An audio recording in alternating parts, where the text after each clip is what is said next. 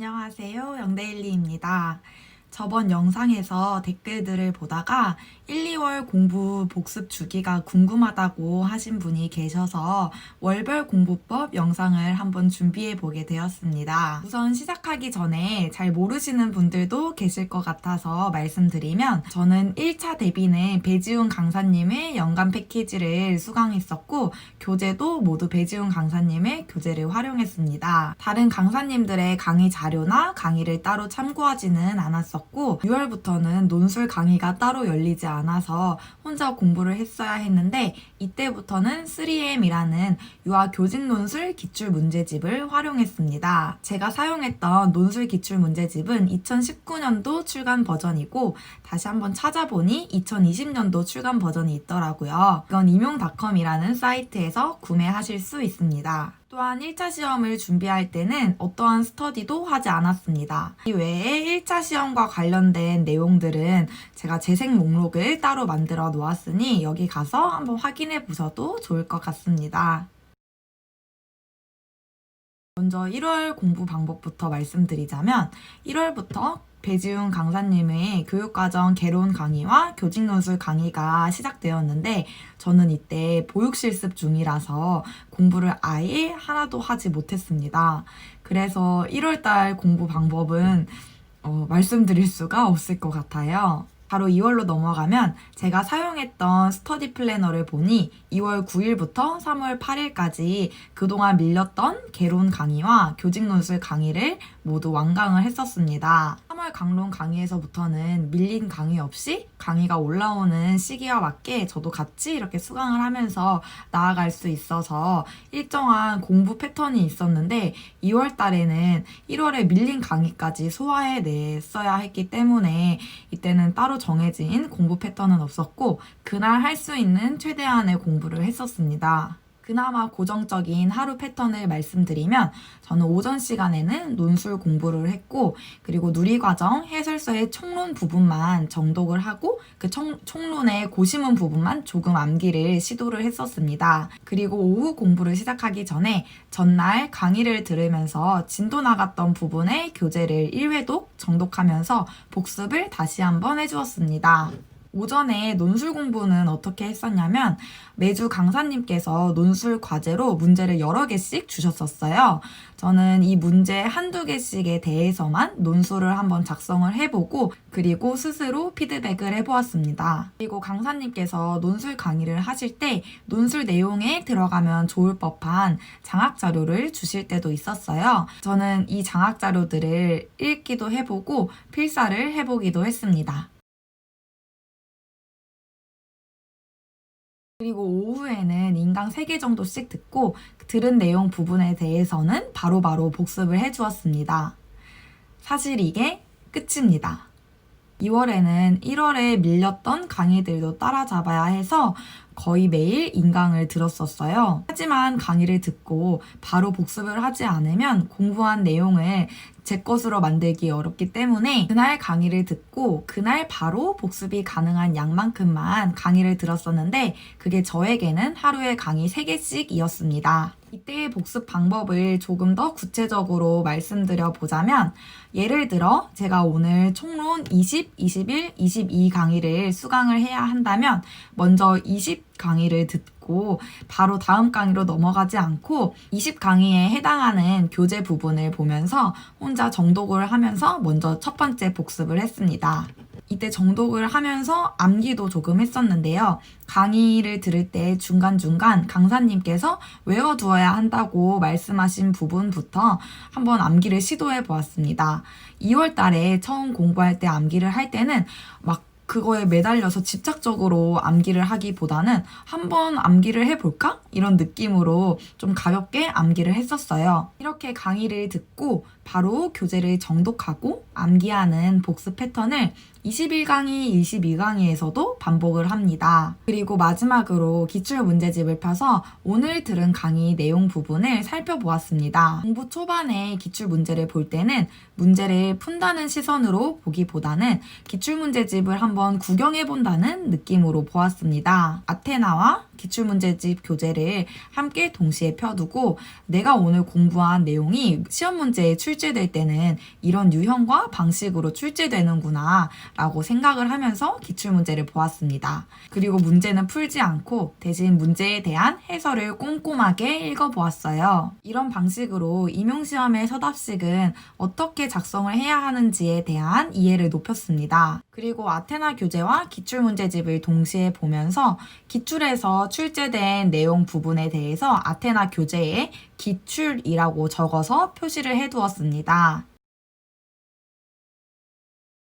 다음 영상에서 3, 5월 강론 공부 패턴에 대해서도 한번 올려드릴 텐데 미리 말씀을 드리면 그때는 강론 강의를 들으면서도 이전에 공부한 교육과정 개론 강의 내용을 잊지 않기 위해서 강론과 개론을 함께 병행을 했었어요.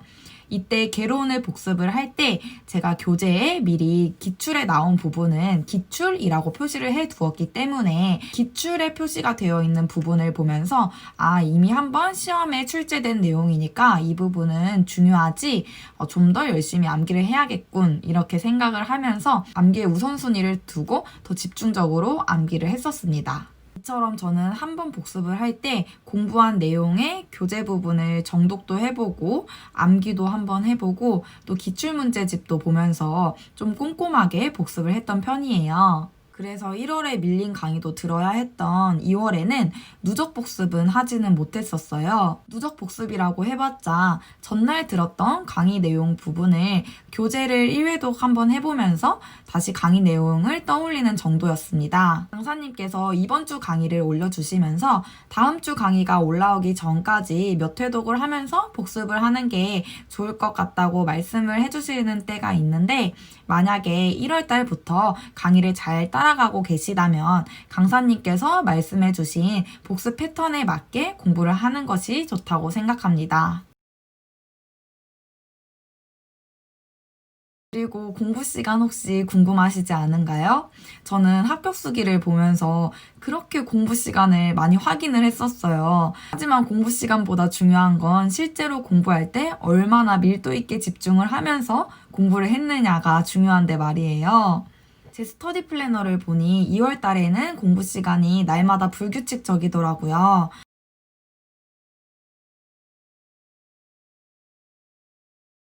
왜냐하면 수능 이후에 오랜만에 수험생 모드로 다시 돌아가려고 하다 보니 그 몸이 적응할 시간이 필요했던 것 같아요. 정말 짧게 공부한 날은 하루에 1시간을 공부한 적도 있었고 가장 많이 공부한 날은 9시간을 넘게 공부를 한 적도 있었어요. 저는 1, 2월 달에는 몇 시간씩 공부해야지 이렇게 정해두기보다는 가능하다면 제가 미리 세웠던 공부 계획을 달성하는 만큼 그리고 저의 체력과 시간, 감정이 버텨주는 만큼 최대한 공부를 하려고 시도를 했었습니다. 왜냐하면 1, 2월 초반에는 장기적으로 공부할 때 필요한 뇌의 근육과 오랫동안 앉아있는 것에 익숙해질 수 있는 엉덩이 근육을 키워가는 시기라고 생각했기 때문입니다.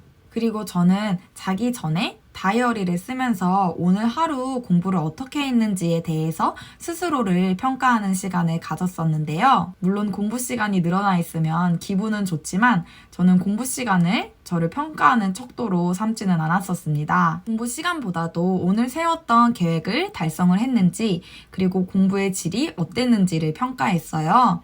여기서 공부의 질이란 제가 공부를 하면서 집중을 어느 정도로 잘 했는지 그리고 만약 시도해본 공부 방법이 있었다면 그 공부 방법이 효율적으로 작용을 했는지 등에 대해서 평가하는 것이었습니다. 만약에 공부 시간에 자신의 공부 척도를 평가하는 용도로 활용하게 된다면 다른 사람과 비교할 수밖에 없고 공부 시간에 집착하게 되어서 효율적인 공부를 하기에 어려워질 수도 있어요. 따라서 공부 시간보다도 1시간을 공부를 하더라도 이때 집중을 잘 했는지 그리고 오늘 미리 세워둔 계획을 잘 달성했는지 등을 돌아보시는 것도 좋을 것 같습니다. 제가 이렇게 말씀드리면서 저는 공부 시간을 굳이 측정하면서 공부를 했던 이유는 시간을 재지 않고 공부를 한 적도 있었는데 공부 시간을 재지 않을 때보다 공부 시간을 잴 때 그래도 이렇게 스톱워치가 돌아가고 이런 모습을 보면 딴짓을 하면 안 되고 공부에 무조건 집중을 해야 한다라고 반사적으로 스스로가 인식을 하더라고요.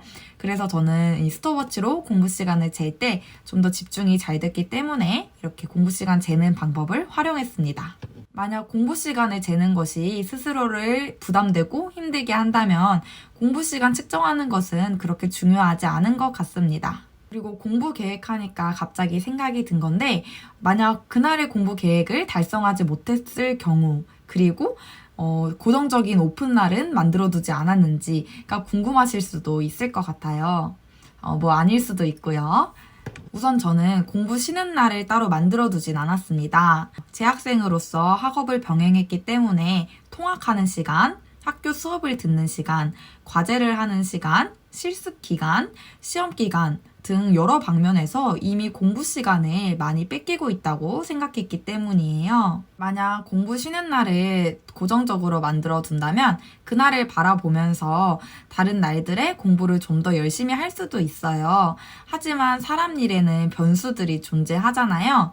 예를 들어 아직 공부 쉬는 날이 아닌데 갑자기 너무 아파서 공부를 하지 못하게 되거나 공부 쉬는 날이 아닌데 너무너무 공부를 하기가 싫어지거나 그리고 공부 쉬는 날에 별로 그렇게 힘들지 않아서 공부를 할 수 있을 것만 같은데 쉬는 날이니까 일단 쉬어야겠다라는 생각이 들거나 등등 여러 가지 변수들이 생길 수 있어요. 따라서 저는 고정적인 쉬는 날을 따로 정해두지는 않았고 계속 공부를 하다가 정말 너무 힘들 때 휴식 시간을 가졌습니다. 뭐 그렇다고 한 달에 한 번 휴식 시간을 갖거나 그랬던 건 아니에요. 제가 이 휴식 시간에 대해서는 좀 더 자세하게 전해드리고 싶은 말이 있어서 아마 다른 영상에서 한번 이 휴식 시간만 가지고 다뤄보도록 할게요. 그리고 공부를 할 때마다 미리 세워둔 계획을 달성했는지 이거는 아니요입니다. 저는 제가 공부 계획을 다 달성하지 못할 걸 알면서도 항상 저의 능력치보다 더 많은 양의 계획을 세웠었어요. 그래서 그날의 공부 계획을 다 달성하지 못하더라도 암울해하거나 그러지는 않았고 그냥 그러려니 했습니다. 공부 계획을 세울 때 대책 없이 많은 양의 계획을 세웠다기보다는 오늘 최소한 이 정도는 꼭 끝내야 한다. 혹은 오늘 꼭 끝내야 하는 공부 양을 달성했다면 남은 시간에는 이것도 보면 좋을 것 같다 라는 식으로 저만의 나름 기준을 가지고 머릿속으로 생각을 하면서 계획을 짰었습니다. 그래서 공부를 할 때 최소한 꼭 해야 하는 정도의 계획은 달성을 하려고 했고 다음 날로 미뤄도 다음 날 공부에 지장이 없을 정도의 계획은 달성하지 못해도 그러려니 했습니다. 오늘 평소보다 공부를 조금 했거나 계획을 다 못 지켰으면 다음 날 오늘보다 좀 더 열심히 집중해서 공부하면 된다고 생각했습니다. 오늘 준비한 내용은 여기까지입니다. 저는 사실 뭐 특별한 합격생도 아니고 저도 한때는 굉장히 마음을 졸이면서 수험 생활을 힘들어했던 그냥 평범한 사람이에요. 그냥 단순히 제가 수험생 때도 궁금한 것들이 너무 많았고 저번에 대학교 후배님들을 대상으로 임용 특강을 했었을 때 저의 경험을 공유해서 다른 사람에게 도움이 될 수 있다는 그 기쁨이 좋아서 시작한 채널일 뿐인데 항상 영상을 시청해 주시고 또 힘이 나는 댓글들 남겨주셔서 감사합니다. 혹시 또 궁금하거나 영상으로 다뤄줬으면 하는 내용들이 있으시다면 댓글로 남겨주시면 감사하겠습니다. 오늘 영상도 끝까지 시청해주셔서 감사합니다.